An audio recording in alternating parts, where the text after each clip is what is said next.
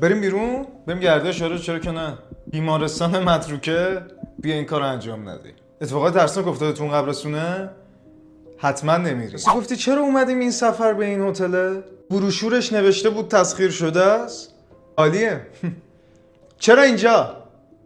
یه مرد با ماسک بیرونه؟ خوب شد که اینو آوردم. چرا نباید بیاری وقتی میای یه جای وحشت؟ بیا قبل از اینکه سوال کنیم به اون مردی که با ماسک داره میاد سمتمون و خیلی هم ترسناکه بهش شلیک کنیم. بعداً میتونیم سوالاتمون رو بپرسیم. از دهن داداشت داره کف میاد بیرون؟ چشاشم سفید شده؟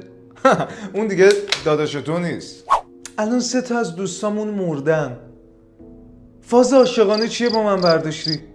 چرا باید اون کتابی که روش 4 تا قفله رو باز کنی اصلا؟ مرضت چیه؟ فکر میکنی چی میخواد از اون بیاد بیرون؟ احضار جن بازی کنی؟ خب بیا نکنیم. چرا باید این کارو تو همچین مکان ترسناکی بکنیم؟ بیماری؟ محمد این یارو خیلی کنده، چرا انقدر کند داری فرار میکنی؟ الانت میرسه. خب یه خانوم که لباس سفید پوشیده بود اون ورش هم میتونستی ببینیم. بیا اون مخ اونو نزن چون اون آدم نیست.